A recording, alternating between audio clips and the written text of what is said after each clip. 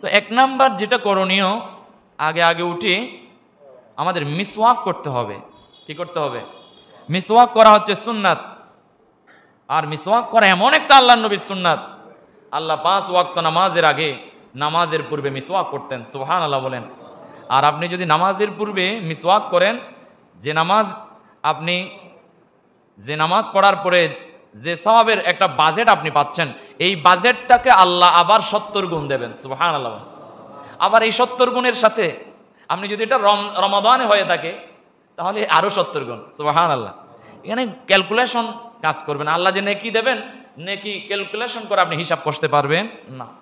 এই যে এমনি স্বাভাবিকভাবে একজন মানুষ যখন ফরজ নামাজ জামাতে আদায় করে 25 গুণ কিংবা 27 গুণ সওয়াব পেয়ে থাকে। সুবহানাল্লাহ বলেন। এই 27 গুণ এগুলোকে আবার আল্লাহ, আপনি যখন মিসওয়াক করে আসবেন, একটা বাড়তি একটা সুন্নাত পালন করে আসবেন, তখন আল্লাহ তাআলা আপনাকে এই ফরজের আমলের সওয়াবটাকে আবার 70 দিয়ে গুণ দিয়ে দেবেন। সুবহানাল্লাহ। রমজান হলে আবার 70 দিয়ে।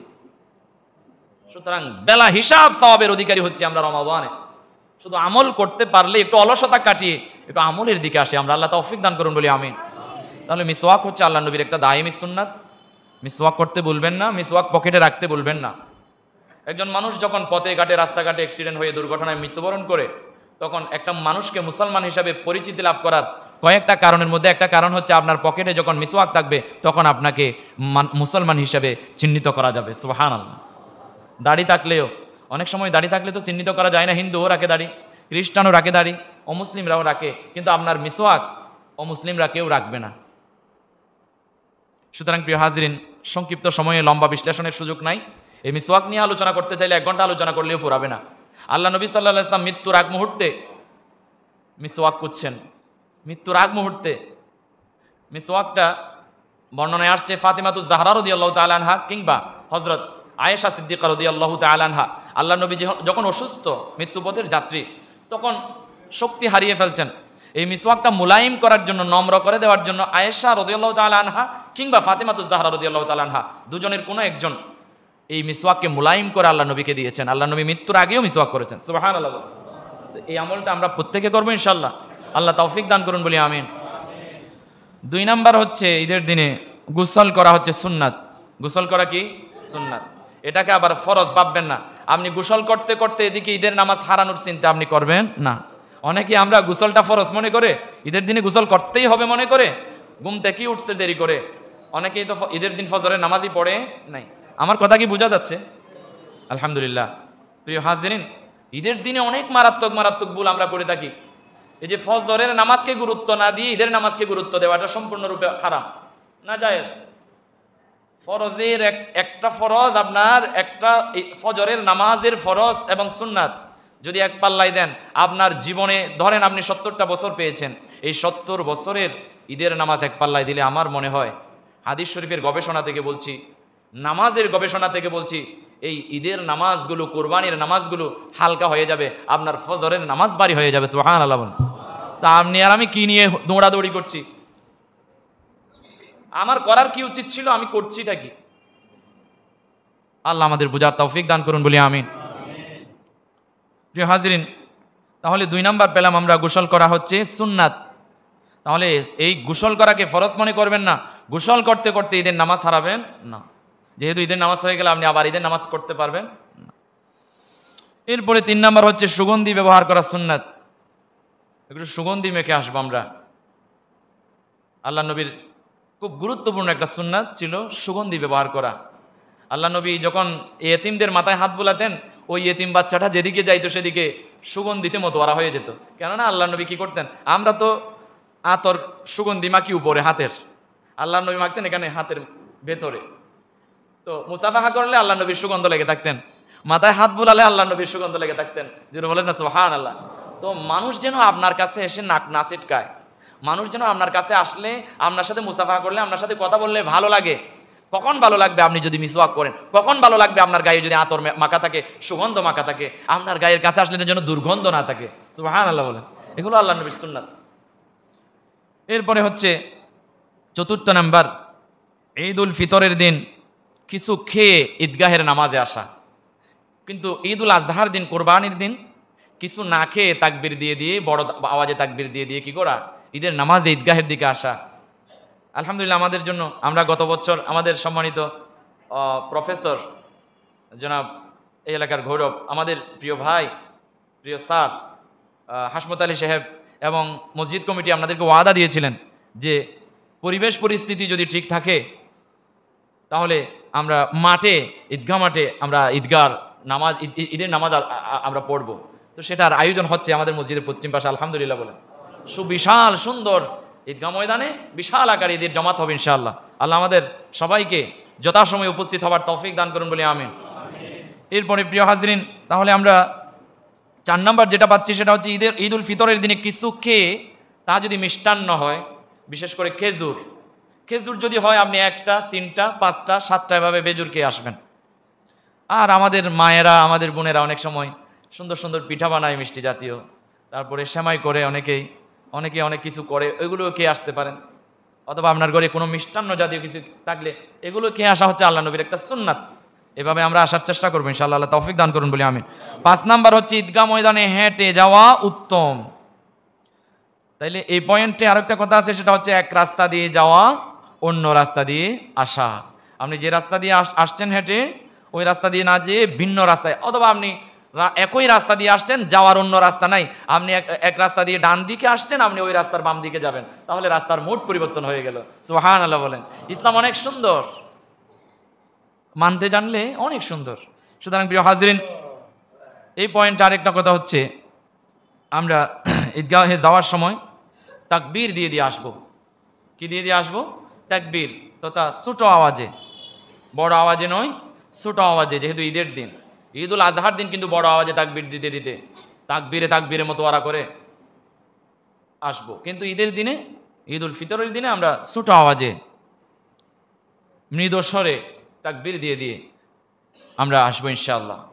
একটু আমরা পড়ি সেই তাকবীরটা, আল্লাহু আকবার, আল্লাহু আকবার, আল্লাহু আকবার, লা ইলাহা ইল্লাল্লাহু, আল্লাহু আকবার, আল্লাহু আকবার, ওয়ালিল্লাহিল হামদ।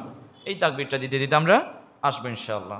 এরপরে 6 নাম্বার হচ্ছে ঈদগাহে যাওয়ার পথে নিঃস্বরে তাকবীর বলা, এটা তো বললাম। এরপরে সাধ্যমতো 7 নাম্বার হচ্ছে সাধ্যমতো উত্তম পোশাক পরিধান করা। কেউ বলেছেন সুন্নাত, আবার কেউ বলেছেন মুস্তাহাব।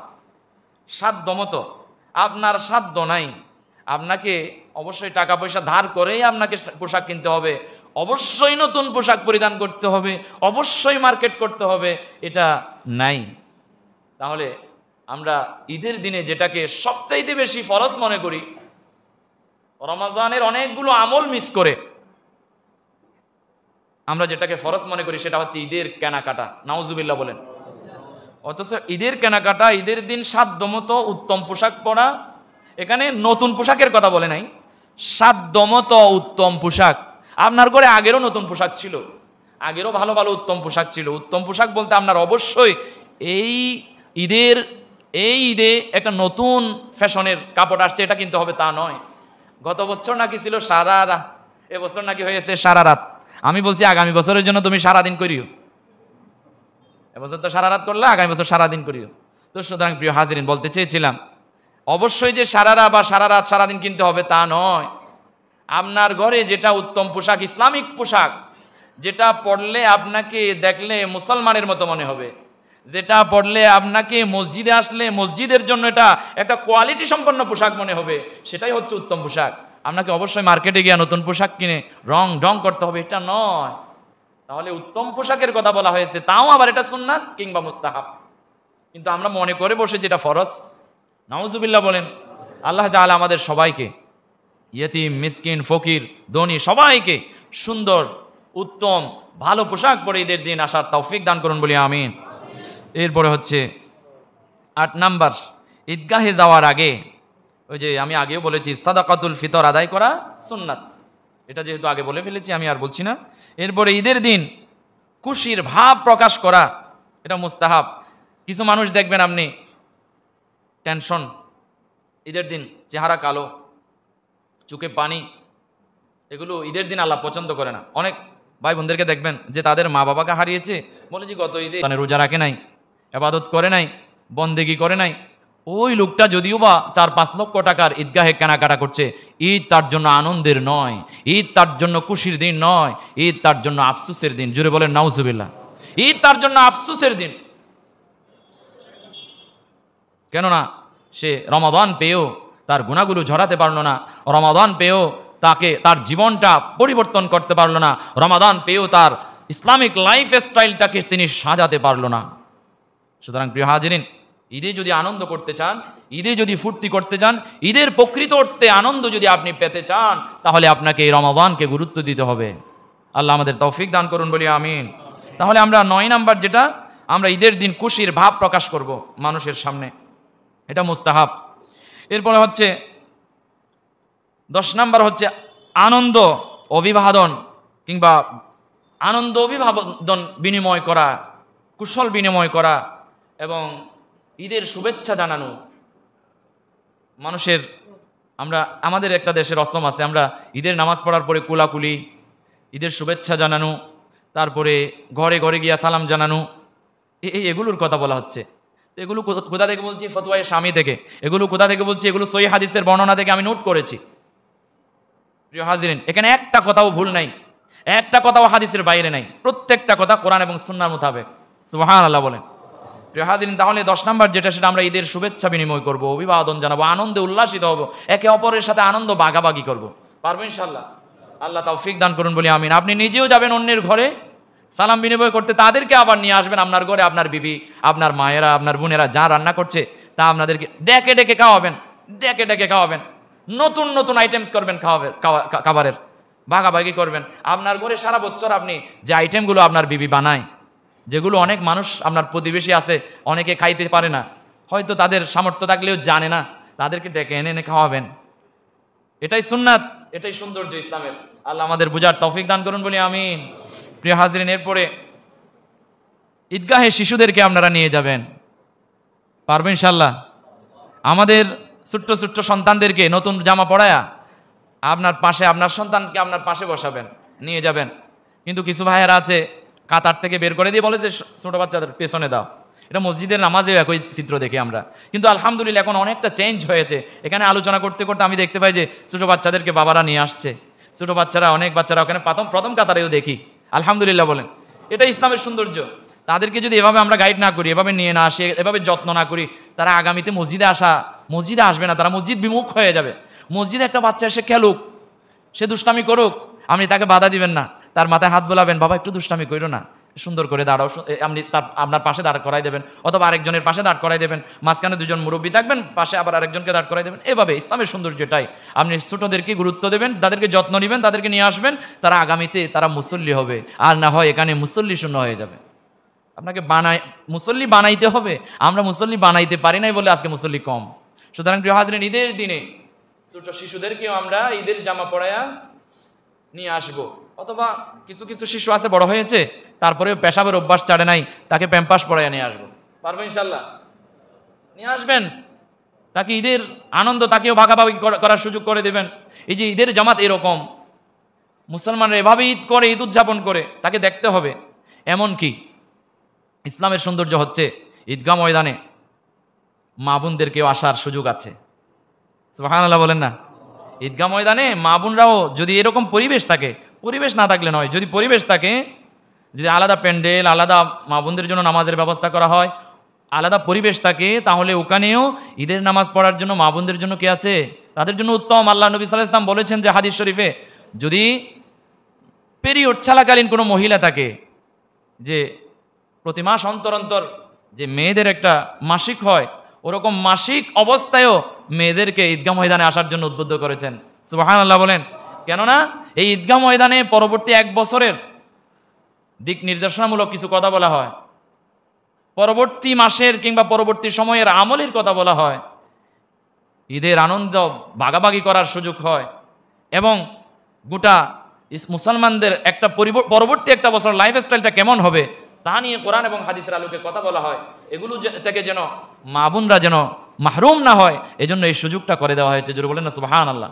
সুতরাং প্রিয় হাবিব সাল্লাল্লাহু আলাইহি ওয়াসাল্লাম যেমন একটি সুন্দর ইসলাম চেয়েছিলেন, রাসূলুল্লাহ সাল্লাল্লাহু আলাইহি ওয়াসাল্লাম যে কোয়ালিটি সম্পন্ন উম্মত চেয়েছিলেন সেই উম্মতের নরনারী হওয়ার তৌফিক আমাদের সবাইকে দান করুন বলি আমিন। প্রিয় হাজরিন, 12 নাম্বার হচ্ছে ঈদের দিনে আমাদের কিছু মুসল্লি ভাইয়ের আছে, ঈদের নামাজ যখন শেষ হয়ে যায় তখন দৌড় মারা আরম্ভ করে। নাউজুবিল্লাহ বলেন। এরকম অভ্যাস কারো থাকলে এটা পরিহার করেন, কেননা ঈদের দিন, জুমার দিন কিন্তু জুমার নামাজের আগে খুতবা হয়, কিন্তু ঈদের দিন ঈদের নামাজের পরে খুতবা। তো ঈদের দিনে ঈদের খুতবা শুনতে হবে।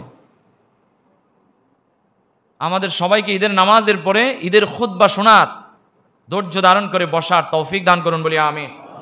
এরপরে 13 নাম্বার হচ্ছে ঈদগাহ থেকে ফিরে আল্লাহর নবীর একটা সুন্নাত ছিল বাড়ি ফিরে 2 রাকাত নফল নামাজ পড়া। হয়তো অনেকেই এই আমলটা নতুন শুনেছেন, যারা আগে জানতেন আমলটা করবেন, যারা নতুন শুনেছেন তারাও এই আমলটা করবেন ইনশাআল্লাহ। ঈদগাহ থেকে ফিরে ঈদের নামাজের পরে ঘরে গিয়া 2 রাকাত কি পড়তে হবে? আমাদের নফল নামাজ পড়তে হবে। এটা হচ্ছে সুন্নাত, আমরা সবাই পড়বো ইনশাআল্লাহ।